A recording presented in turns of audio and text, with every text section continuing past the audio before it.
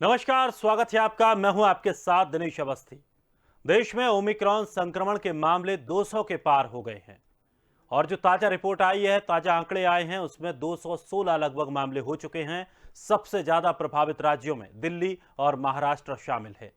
महाराष्ट्र में ओमिक्रॉन के 11 नए केस मिले हैं। राज्य में अब तक इस वेरिएंट से संक्रमित कुल 65 मरीज हो चुके हैं। दिल्ली में इसके 54 केस हैं। खतरे की बात यह है कि देश में पहले 100 मामले 15 दिन में मिले थे, लेकिन 100 से 200 मामले होने में सिर्फ 5 दिन का समय लगा है। जम्मू में भी ओमिक्रॉन के 3 नए संक्रमित मिले हैं। इनके सैंपल 30 नवंबर को लिए गए थे। National centre for disease control उनके ओमिक्रॉन संक्रमित होने की पुष्टि की है। तीनों लोग जहां रहते हैं, उस पूरे मोहल्ले के लोगों की आरटीपीसीआर जांच के आदेश दिए गए हैं। देश में ओमिक्रॉन के सबसे पहले 2 मामले दिसंबर को कर्नाटक में मिले थे। 14 दिसंबर को मामले बढ़कर 50 हुए। 17 दिसंबर को मामलों की संख्या 100 हुई और अगले 100 केस होने में सिर्फ 5 दिन लगे हैं। तो देश के 13 राज्यों में ओमिक्रॉन के मामले सामने आए हैं। ओमिक्रॉन के बारे में दुनिया भर के वैज्ञानिकों का कहना है कि इसकी संक्रमण दर बहुत ज्यादा है। देश में ओमिक्रॉन के आंकड़ों को देखकर कहा जा सकता है कि इसके संक्रमण की रफ्तार बढ़ गई है। तो ओमिक्रॉन का बढ़ता संक्रमण कितना बड़ा खतरा है और कैसे इससे निपटा जा सकता है, दुनिया की तुलना में भारत में कैसी है इसकी ओमिक्रॉन की रफ्तार, इसी पर आज हम चर्चा करेंगे। लेकिन आपको बता दें कि जिस तरह से कोरोना महामारी का एक समय आया और उस समय जब लोगों की जो स्थितियां हुई, उसके बाद वैक्सीन को लेकर के तमाम प्रयास सरकार ने किए, लेकिन जो ओमिक्रॉन जो वेरिएंट नया आया है, उस पर भी ज़्यादा भारी वैक्सीन नहीं हो पा रही है।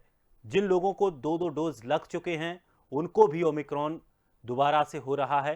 तो ये समस्या जो बन रही है, इसी के बारे में आज हम चर्चा करने वाले हैं कि आखिर सबसे पहले जो महाराष्ट्र अगर क्षेत्र है, वहाँ का ऐसी क्या स्थिति बनती है, वहाँ ऐसी हालात ऐसे क्यों बनते हैं कि इतने मामले एक साथ बढ़ जाते हैं। चाहे दिल्ली की बात करें, देश की राजधानी की बात करें, वहाँ पर भी अचानक इतने मामले क्यों बढ़ जाते हैं। चूंकि सरकार पहले ही इसको लेकर के सतर्कता जता चुकी है। सरकार साफ तौर पर कह चुकी है कि अगर बाहर से कोई हमारे देश में आता है, खास करके अफ्रीकन कंट्री से अगर कोई आता है, तो उसको लेकर के तमाम प्रावधान किए गए हैं।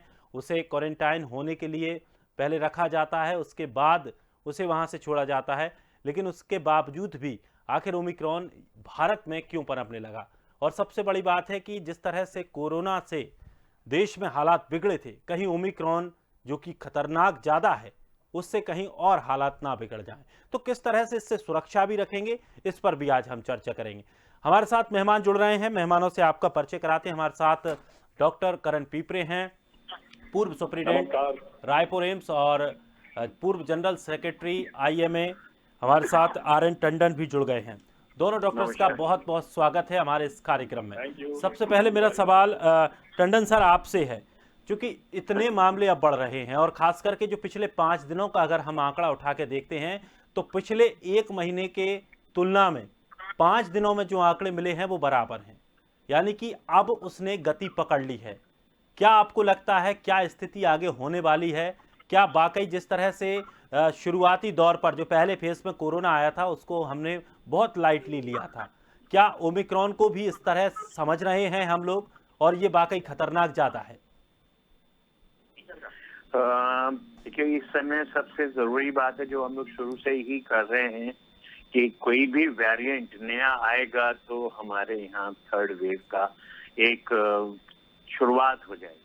और उसी चीज का खतरा था कि नया वेरिएंट, क्योंकि डेल्टा जब आया था तो सेकेंड वेव हमारी चली, उसने बहुत हालत खराब करी सबकी। हर तरह से लोग परेशान हुए, चाहे वो मरीज थे, चाहे वो मैनेजमेंट में थे, चाहे हॉस्पिटल्स में थे। उस समय सबको यही था कि अब शायद हमारे प्रॉब्लम दोबारा ना आए, क्योंकि जितना सफर किया है उस फेज में, उससे निकल आना बाहर जो था, सबकी एक तरीके की कोशिश थी और सबने मिलकर के काम किया और अंतोगत्वा हम बाहर भी निकल के आए। परंतु जो डर था कि अगर नया वेरिएंट आया और नया वेरिएंट जो भी आएगा, ये भी एक्सपेक्टेड था कि वो प्रॉब्लम करे। तो जैसे ओमिक्रॉन आया है, ओमिक्रॉन का जो स्टडीज हुई अफ्रीका से लेके यूके, यूएस, बल्कि अब तो ऑलमोस्ट 67 से 78 कंट्रियों में ये फैल चुका है, हर जगह ये पाया जा रहा है।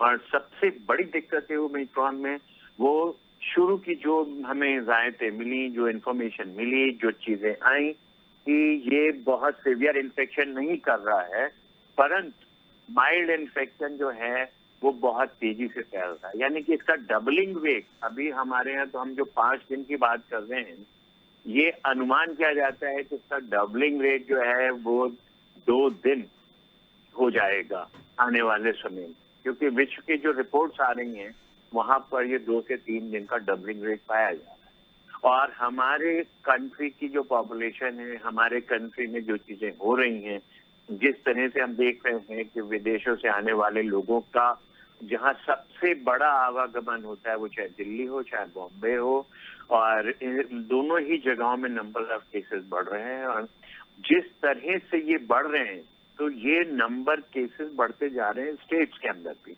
जो स्टेट्स पहले 5 और 7 के, वो बढ़ती जा रही हैं। जो नंबर हमारे 30 थे, वो आज 218 के आसपास पहुंच चुके।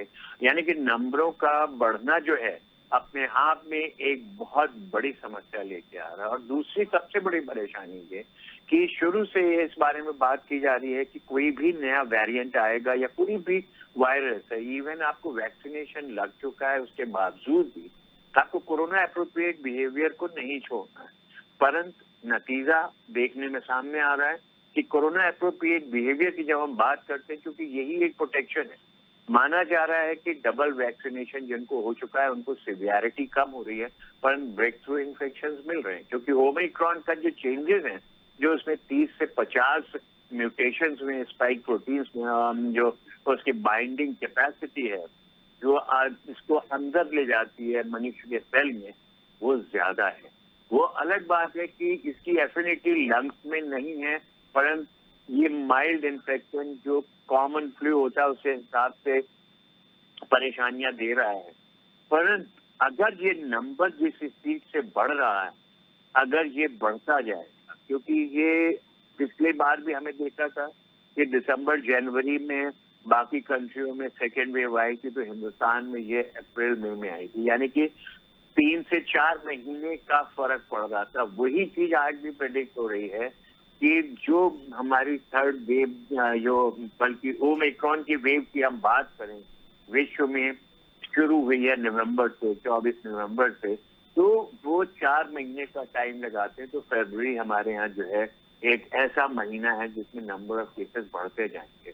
और अगर लोगों ने अभी भी सतर्कता नहीं बरती, और सतर्कता में 2 ही चीजें सबसे जरूरी हैं कि मास्क को 100% यूज करें और सोशल डिस्टेंसिंग को ध्यान में रखें, अननेसेसरली मूवमेंट जो है नहीं करें, और जहां तक हो सके अपना सैनिटाइजर और हैंड वॉशिंग पे बहुत ध्यान दें। कारण सबसे बड़ी दिक्कत यही है कि जिस तरह से लोगों का मूवमेंट चल रहा है चारों तरफ, ये नहीं कि एक खास शहर में है या एक खास स्टेट में है, ये चारों तरफ होने जा रहा है। और हम लोगों को इस चीज पे ध्यान करना है कि जो मास गैदरिंग के ऊपर बात की जा रही है कि रिस्ट्रिक्शन लगाए जाएं, जैसे पहले लगाए गए थे, परंतु इस बार उम्मीद ये है कि सेंटर का जो डिक्टेट कल से आ रहा है कि डिस्ट्रिक्ट और स्टेट को अपने हिसाब से हर चीज पे रिस्ट्रिक्शंस लगाने हैं। यानी कि स्टेट और डिस्ट्रिक्ट को पावर मिल जाएंगी कि वो रिस्ट्रिक्शंस लगाएं मूवमेंट पे, गैदरिंग पे, और सोशल डिस्टेंसिंग हर चीज के लिए अपनी तरफ से कोशिश करेंगे। क्योंकि जहां भी ये गैदरिंग्स होंगी, वहां पर अगर एक भी मेंबर पॉजिटिव है ओमिक्रॉन को, तो वो कम से कम 10 लोगों को उसी वक्त इन्फेक्शन देगा, और ये 10 जो है आगे जब बढ़ेंगे तो ये सैकड़ों की तादाद में बढ़ते जाएंगे। क्योंकि जिस तरीके का इसमें म्यूटेशन है और जिस तरीके की इसके अंदर चेंजेस आए हैं, उस पे हमारी पुरानी एंटीबॉडीज की जो कॉकटेल तो ये सब बनी, उनका इफेक्ट भी बहुत ज्यादा देखा नहीं जा रहा है। हमें पूरा विश्वास है कि इन सब एंटीबॉडीज की कॉकटेल और हॉस्पिटल एडमिशन और जहाँ तक वेंटिलेटर और इन सब की जरूरत नहीं पड़ेगी आने वाले समय में। परंतु अगर नंबर ऑफ केसेस बढ़ेंगे तो ये माना जाता है कि 0.5 to 0.1% या 1% अगर मोर्टेलिटी होती है, तो जो मैथमेटिकल कैलकुलेशन है वो बहुत ही डरावना होगा। तो हमें इसको ध्यान में रखना है कि हमने प्रिवेंट कैसे करना है इस स्प्रेड को, और प्रिवेंशन के लिए सिर्फ दो ही चीजें हैं कि अननेसेसरली अनवांटेड जगहों पे ना जाएं, जो इसेंशियल सर्विसेज नहीं हैं उन पे कुछ ना कुछ लोगों को सेल्फ कंट्रोल करना है। देखिए, आपको पता है कि हमें बीमारी को रोकना है, क्योंकि इलाज अभी भी कोई आपके पास 100% श्योरिटी का नहीं है। वैक्सीन आपको प्रोटेक्ट कर रही है from severe illness and admission, उसमें भी क्वेश्चन मार्क लग रहा है कि क्या होना चाहिए। क्योंकि अब जो खबर आ रही है कि यूरोपियन साइड से कि जिनको 9 महीने पहले वैक्सीन लगी हैं, तो उनका वैक्सीन का जो सर्टिफिकेट है जिसको लोग लेके चल रहे हैं, उसके ऊपर क्वेश्चन मार्क लगा दिया है कि वो आगे चलेगा या नहीं चलेगा। तो हमें ये सोचना है कि हम सिर्फ वैक्सीन के सहारे नहीं रह सकते। वैक्सीन के साथ जो हमारा कोरोना एप्रोप्रिएट बिहेवियर है, जिसमें सबसे इम्पोर्टेंट है मास्क, और मास्क ऐसा जो कि नाक और मुंह को ढके, और प्रॉपर मास्क हो, ये नहीं कि सिर्फ दिखाने के लिए मास्क हो या फाइन से बचने के लिए मास्क हो। अगर आपने अपने को बचाना है और अपने और जो प्यारे लोग हैं उनको बचाना है, तो उसके लिए आपको मास्क और सोशल डिस्टेंसिंग का खास ध्यान पड़ेगा। आने वाले समय में आप देखिए, हम हर जगह पे क्रिसमस का सेलिब्रेशन होता है, न्यू ईयर का सेलिब्रेशन होता है। वर्ल्ड ओवर जो है क्रिसमस और न्यू ईयर सेलिब्रेशन के ऊपर रिस्ट्रिक्शंस लगना शुरू हो चुके हैं। तो हमें अपने आप सोचना है कि क्या फिर वही कहानी हमें करनी है जो हमने अप्रैल, मई में, जून में देखी है, या हमने अपने आप को संभाल के रखना है और फ्यूचर में हमने उन चीजों को नहीं देखना है जो हमने अप्रैल में, जून में देखा, जहाँ बेड्स नहीं है, ऑक्सीजन की कमी हो रही है, वेंटिलेटर्स नहीं है, लोगों को इलाज नहीं मिल पा रहा है। तो वो सब सिचुएशन हम कंट्रोल कर सकते हैं। उसके लिए हमारे पास दो ही तरीके हैं, मास्क, सोशल डिस्टेंसिंग, और लोगों बिल्कुल। को और समझाएं। सोशल डिस्टेंसिंग अपना पर मास्क नहीं, सिर्फ दूसरों को भी समझाएं कि मास्क सोशल लगाना है। डिस्टेंसिंग को लेकर के पहले भी कई बार हिदायतें दी जा चुकी हैं, लेकिन इसमें एक बड़ा सवाल ये भी खड़ा होता है। करण सर, मैं आपसे जानना चाहूँगा, हालांकि थोड़ा सा राजनीतिक टच है इस सवाल में, और मैं चाहता हूं कि राजनीतिक दल भले ही बुरा ना माने, लेकिन एक गलती तो है कि जब भी देखा जाता है हमारे देश में चुनावी माहौल रहता है और इतनी बड़ी बड़ी सभाएं की जाती हैं, हजारों लाखों लोगों की एक एक साथ, खास करके इसी मौसम में। पिछली बार भी यही हुआ, चाहे हम पश्चिम बंगाल की बात करें, जहां पर इतनी तादाद में जब केसेस निकलना शुरू हुए, तब शायद इन राजनीतिक दलों को समझ में आया कि अब हमें थोड़ा सा प्रचार प्रसार या सभाएं कम करनी चाहिए। वो भी बहुत देर तक, जब काफ़ी देर हो चुकी थी, काफ़ी संख्या बढ़ गई थी, और वही स्थिति अब बनती जा रही है। और अगर हम मध्य प्रदेश की बात करें तो मध्य प्रदेश में अब फिर से चुनावों को लेकर के बात चल रही है। हालांकि उस पर भी उनकी आपसी खींचतान चल रही है, लेकिन अगर ये चीज़ें होती हैं तो इन पर सरकार किस तरह से रोक लगा सकती है, क्योंकि ये एक बड़ा खतरा पैदा करती हैं, हजारों लाखों लोग एक साथ इकट्ठे होना। बिल्कुल। तो आपने बहुत अच्छा प्रश्न भी किया और बहुत अच्छी चर्चा कर रहे हैं। हम अपने प्रदेश और देशवासियों को सतर्क कर रहे हैं, सावधान कर रहे हैं, जागरूक कर रहे हैं। और मैं फिर से कहूंगा कि जब पूरे विश्व में इसकी चर्चा हो रही है और लगभग 92 कंट्रीज इससे भयभीत होकर के और इसमें फैला हुआ है जो संक्रमण, इतनी सारी कंट्रीज में जिनकी सफाई और सुरक्षा भी दूसरी कंट्रीज से बहुत अच्छी है, उनमें भी कोरोना का जो ये नया वेरिएंट है ओमिक्रॉन, इसने दहशत दे के रखा है। और दूसरी कंट्रीज में यह भी जानकारी प्राप्त हुई है कि वहां पे लोग इससे, जिनको वैक्सीन लगा है, उसकी इम्यूनिटी को भी कम करते हुए और क्रॉस करके इन्फेक्शन कर रहा, संक्रमण कर रहा है, डेथ भी हो रही है, उससे काफी ज्यादा चिंतित हैं। और विदेश के साइंटिस्ट और हमारे देश के लोगों ने भी यह देखा कि हमारे हिंदुस्तान के लोगों की, जनता की जो इम्यूनिटी पावर है, शरीर का जो रोग प्रतिरोधात्मक शक्ति है, कोरोना से ले लो चाहे कोई भी इन्फेक्शन से ले लो, is better than foreign countries. Other countries जो है वहां पे जल्दी और ज्यादा इन्फेक्शन हो रहा है, हमारे यहाँ पे कम हो रहा है। और पैनिक होने की जरूरत नहीं है, लेकिन रोकथाम के लिए जैसे आपने प्रश्न किया कि चुनावी रैली और जो लोग आ रहे जा रहे हैं ट्रेन में, ट्रैक्टर में, भीड़ में, बाजार में, उन्हें कैसे रोकेंगे। तो इसमें गवर्नमेंट को और डिस्ट्रिक्ट के जो एडमिनिस्ट्रेटर्स हैं, इनको बहुत ही ज्यादा स्ट्रिक्ट होना पड़ेगा। जहां जहां भी ओमिक्रॉन या कोविड-19 का केस भी मिल रहा है, और उस जगह को, उसका जो घर है या मोहल्ला है, उसको घेराबंदी करके किसी का भी प्रवेश ना करने दिया जाए, उसमें रोक होना चाहिए। जैसे जम्मू कश्मीर में 3 केस मिले, लेकिन जहां वो व्यक्ति रहता है उसके पूरे मोहल्ले को, वार्ड को, उसको घेर लिया गया, किसी को आने जाने नहीं दे रहे हैं। ये बहुत अच्छा तरीका है।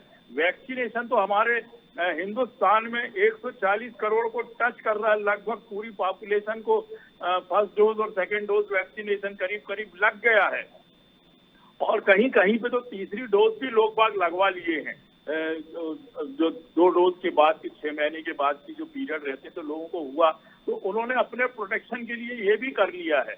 लेकिन हमें इसे रोकना पड़ेगा, भीड़ में अनावश्यक लोगों को ना आने दें, मास्क को लगाकर रहना पड़ेगा, गंदगी और उससे ना रहें, रोज साफ सफाई आपके चेहरे की, हाथ की और स्नान ये सब करना पड़ेगा, कपड़े चेंज कर। अगर कहीं भी आते जाते हैं तो आपको फिर से वही चीज दोहरानी पड़ेगी, और बहुत ही स्ट्रिक्ट होकर दोहरानी पड़ेगी कि मास्क टाइट होना चाहिए, डबल मास्क होना चाहिए, N95 मास्क की कैटेगरी वाला मास्क होना चाहिए, और सैनिटाइजेशन और सोशल डिस्टेंसिंग और अनावश्यक कहीं भी ना जाएं, इसका पालन करना पड़ेगा। कोविड-19 का जो हम लोगों ने पालन किया, इसके अलावा कोई पालन करने का नहीं है।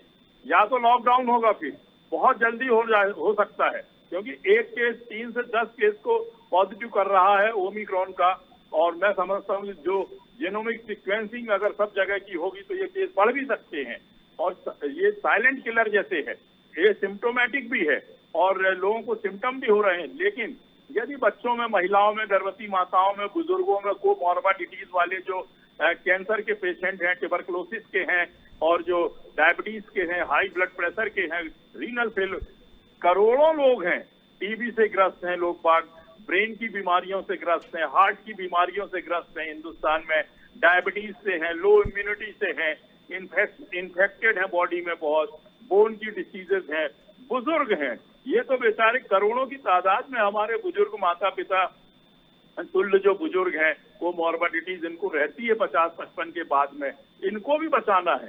और ये अगर इन्फेक्टेड हो गए तो फिर मोहल्ले में बच्चे हैं, घरों में हैं, एक ही मकान में रहते हैं, बहुत जल्दी संक्रमण होगा।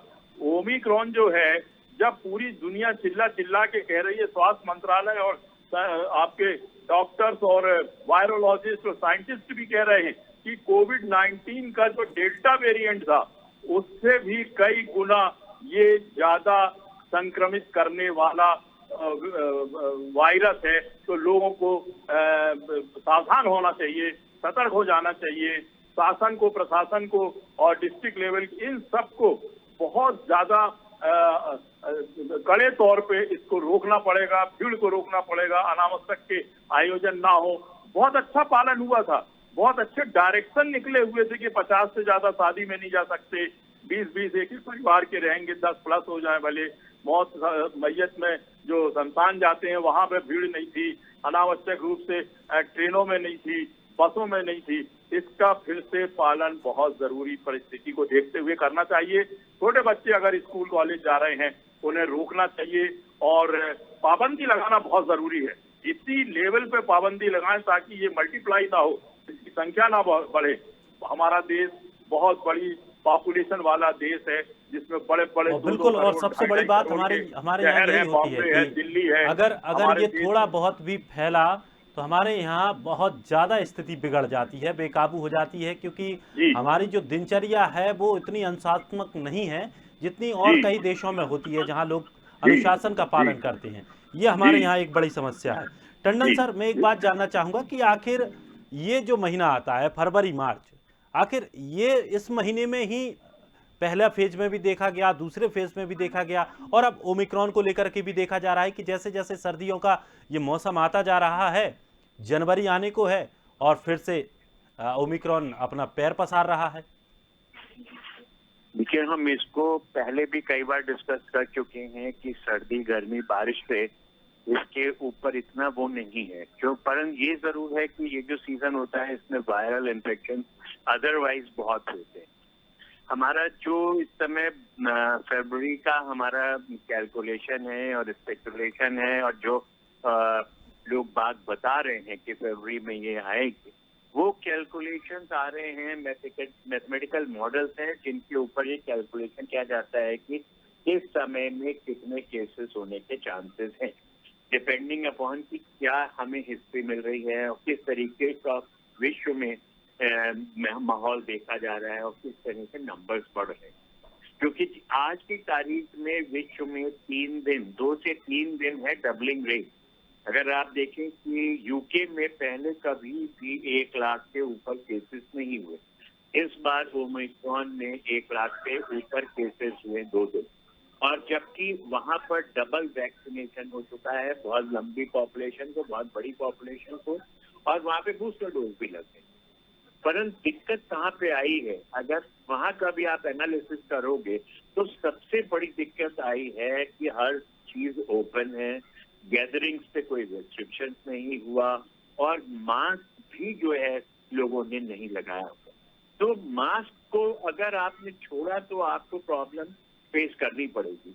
और जैसे पिछली बार भी हमारे 3 से 4 महीने के बाद हिंदुस्तान में डेल्टा नया वेरिएंट डेल्टा आया और उसका स्प्रेड हुआ चारों तरफ, पर डिफरेंस हमारे विदेशों में वेस्टर्न वर्ल्ड और हमारे में 3 से 4 महीने का था। उनकी पीक आई थी दिसंबर में, हमारी पीक आई मार्च अप्रैल में। वही इस बार भी माना जा रहा है, क्योंकि ये ओमाइक्रॉन डेल्टा वेरिएंट से बहुत ज्यादा मल्टीप्लाई हो रहा है, यानी कि ये 3 दिन के अंदर ही डबल हो रहा है, और इसकी स्प्रेड भी जो है वो 3 गुना ज्यादा है डेल्टा वेरिएंट से। यानी कि अगर डेल्टा में एक मरीज दूसरे को 1 को करता था तो ये 3 को एक साथ करता। तो ये जो परेशानी है उसकी वजह से ये फरवरी मार्च की बात आ रही है, और डेफिनेटली और भी वायरल इन्फेक्शन हैं, क्योंकि इस समय ओमाइक्रॉन के ऊपर ये माना जा रहा है कि जो कॉमन वायरल इन्फेक्शन होता है जिससे कोल्ड और कफ होता है, उसके साथ में म्यूटेशन भी हुआ है, उसके साथ में भी इसकी कोई बाइंडिंग हुई है।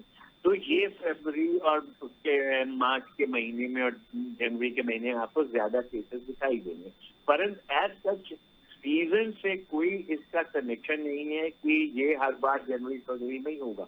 ये डिपेंड करता है कि कौन सा वेरिएंट है, उसकी सिवियरिटी क्या है। जब तक बीच में और भी वेरिएंट आए, पर डेल्टा वेरिएंट से सब कमजोर थे, इसलिए उनका कोई प्रभाव नहीं देखा गया। ओमाइक्रॉन जो है वे डेल्टा वेरिएंट से आगे निकल गया, इन द सेंस कि इसकी स्प्रेड बहुत ज्यादा है, इसमें म्यूटेशन 30 से 50 स्पाइक प्रोटीन्स में हुए हैं। बिल्कुल सर, और सबसे बड़ी बात यह है कि जितनी नई नई समय आगे गुजरता जाएगा, ये उतनी मजबूती के साथ आता जाएगा। पहले फेज में कम स्थितियां खराब थी, दूसरे में ज़्यादा हुई, और जिस तरह से अब ओमिक्रॉन आया है ये अपना और भयानक रूप लेके आया है। फिलहाल वक्त की थोड़ी सी पाबंदी है, नहीं तो हम और जानकारी यहाँ पर लेते, और हमें उम्मीद है कि दर्शकों को ये जानकारियाँ काफ़ी फ़ायदेमंद रहेंगी और सुरक्षा वो अपनी ज़रूर करें। मास्क और सोशल डिस्टेंसिंग का प्रयोग बहुत ज़रूरी है। आप दोनों ने बहुत कीमती वक्त निकाला, और बहुत बहुत शुक्रिया आप दोनों का हमारे साथ जुड़ने के लिए। तो वैक्सीन पर भी ओमिक्रॉन अब भारी होता हुआ दिखाई दे रहा है। बचाव एक ही है, मास्क और सोशल डिस्टेंसिंग का पालन। या अगर करते हैं तो आप ओमिक्रॉन से बच सकते हैं। फिलहाल इस खास कार्यक्रम में इतना ही। ताजा तरीन खबरों के लिए आप बने रहिए स्वदेश के साथ। सबसे पहले देश।